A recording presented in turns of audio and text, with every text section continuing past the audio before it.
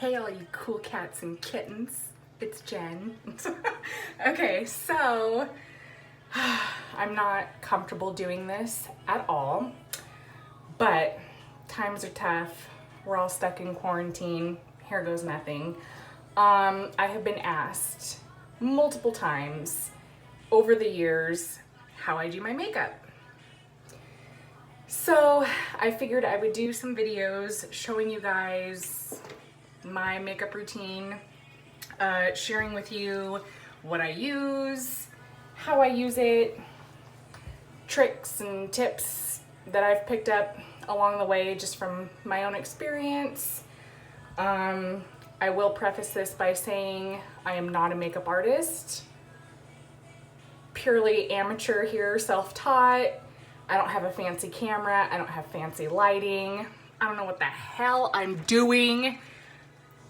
But that's that. Also, if you hear any music in the background, I don't own any rights to any of that shit. Just want a little background noise. Okay, so without further ado, here we go. You'll probably want to start with a clean face. So I've already washed my face and prepped it and all that good crap.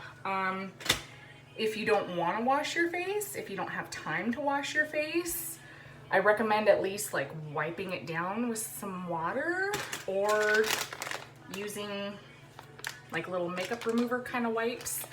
I've used a handful of different brands of makeup removing wipes and I kind of like these ones the best. This is Clean and Clear.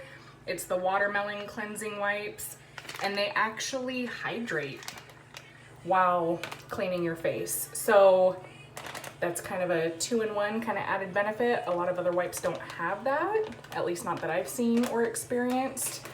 So when you wash your face, this might be common knowledge, I don't know, but just in case, you want to use warm water to rinse your face off, use your face wash, use warm water to rinse it off, and then use cold water after you're all done. So basically what the warm water does is it helps open up your pores so that you can clean, and then the cold water helps to kind of constrict or close up your pores again. So yeah, you can use whatever face wash you want, I guess.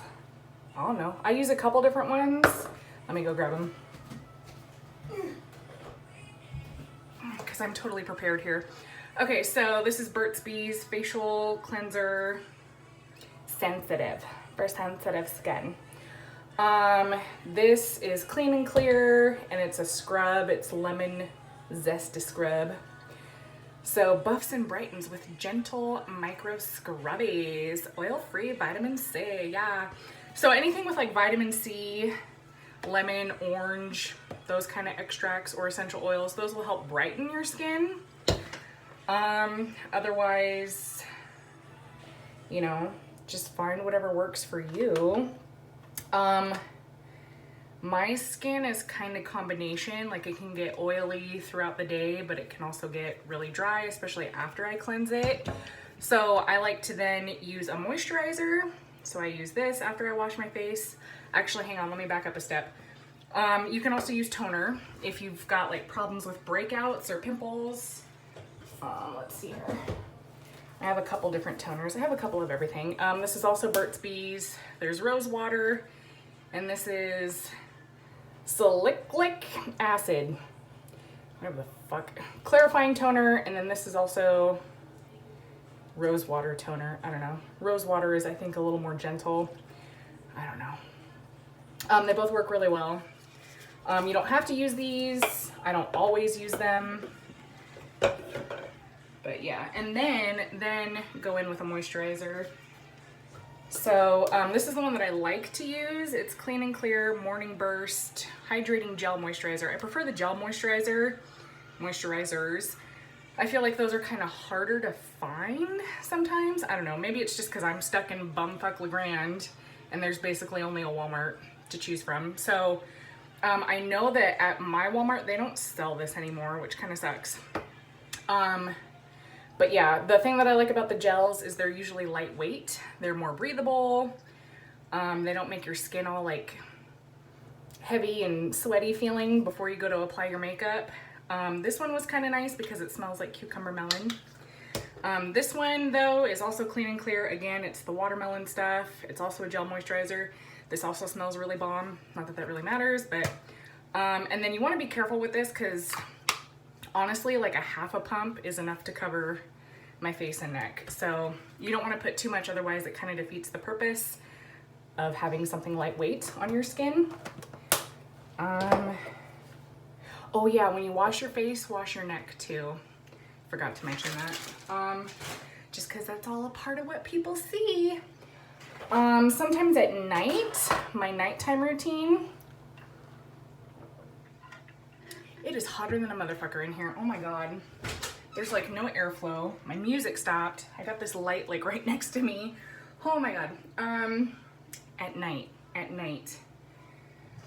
So there's a couple different things that I do for night. Now I'm not finding everything. Oh wait, hang on 1 second. Yeah. Okay. Oh right, here it is. Duh. Okay. So sometimes at night I'll do like an oil kind of thing. This isn't really an oil. This is acai face milk. It's kind of hydrating, it's kind of moisturizing. You could do this before you put on your makeup as well. This brand is Fourth Ray Beauty, and I buy it through ColourPop Cosmetics. And then there's this stuff. Yes to Miracle Oil, brighten and condition, argan oil for all skin types. So yeah, whatever. And then, and again, go easy on the oils because you don't want that to clog your pores.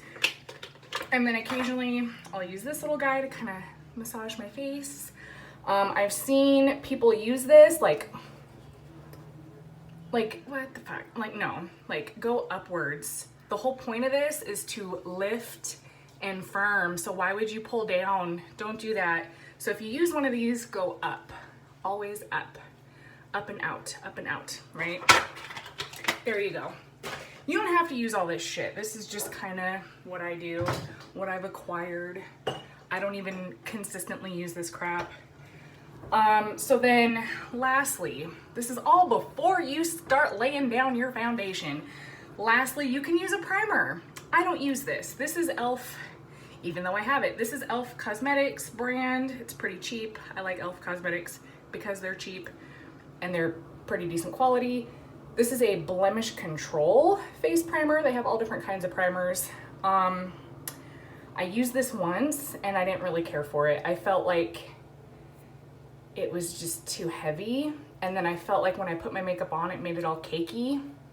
And I don't like that. So I don't know. Like I said, I've only used it the one time, so maybe I used too much. I don't know, but I haven't used it since. So fuck it, whatever. Usually the moisturizer works just fine. Okay, so now foundation. It's hard to find a color that matches your skin, right? Yes. This is a problem that I have always had, that I still have. Your guess is as good as mine as far as finding a shade that will match you. The trick is not to find something that matches your skin tone, but your undertones. Even trickier. So you've got warm, you've got neutral, and you've got cool undertones. The nice thing about having olive complexion like I do is that it makes it that much harder. If you're olive, you could be warm, you could be neutral, or you could be cool. Another misconception is that you are a darker melanin queen, you can't have cool undertones. Totally false. You can have cool undertones and be dark complexioned. Another misconception is the reverse of that. You can have fair skin and warm undertones. So, some tricks and tips for figuring out your undertone. These are not foolproof. And yeah, and like I said, being that I have olive complexion, I can kind of go either way. It just kind of depends. So if you are olive complexed, just go with what you feel looks best, I guess. So one way is to look at your veins. You can't see my veins. And then my watch is in the way here. Basically, look at your wrist. Aha. Or forearm veins. Mine look mighty bluish purple right now in this light. That's probably just because it's up close, but generally mine look kind of green. They look bluish green. If your veins look greenish, you have warm undertones. If they look red, blue, purple, you have cool undertones. If they look both bluish, greenish, you're neutral, okay? That can be confusing. It can be hard to determine just what the hell color your veins look like.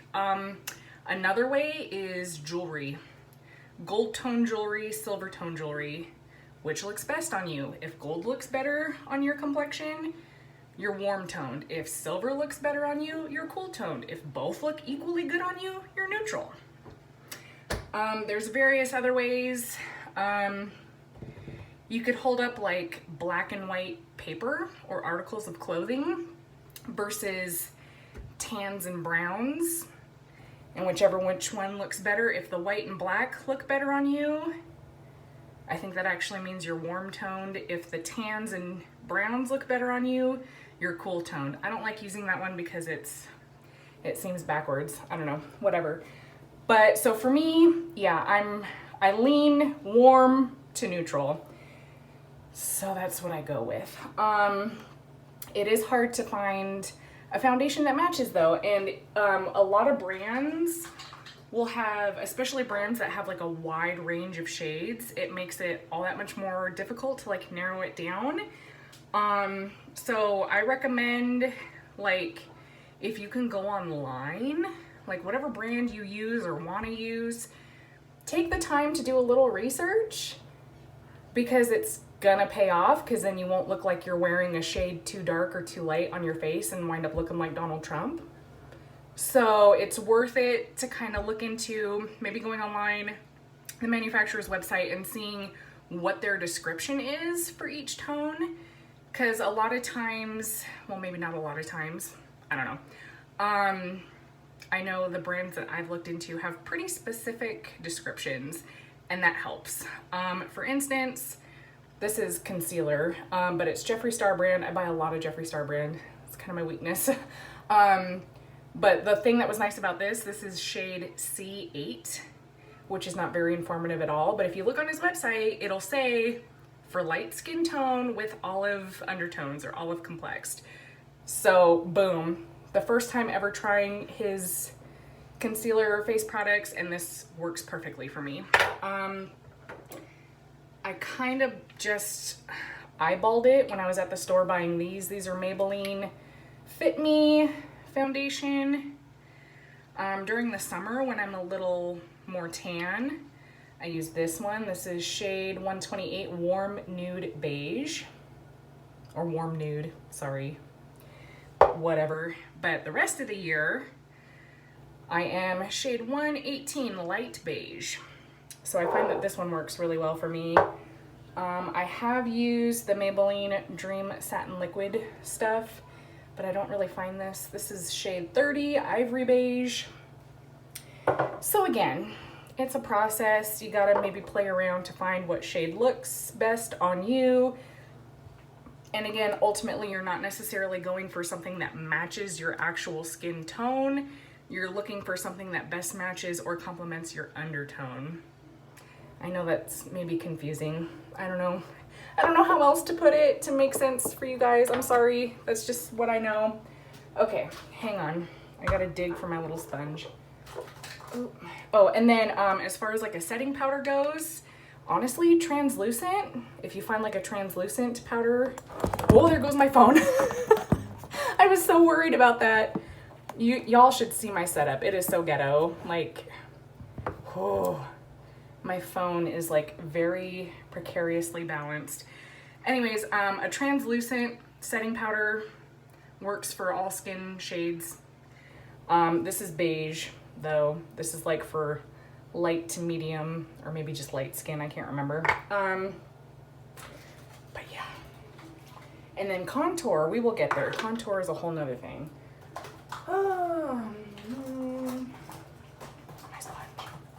Okay, so I use one of these little beauty sponges. You want to get it wet. Let me just do that real quick. Then I kind of wring it out with a towel to kind of get any excess water off. Whoa. You want to put, oof. See, I don't know how to do this. Okay. You want to put like a dollop of daisy, and then just start doing your thing. See, oh God, this light.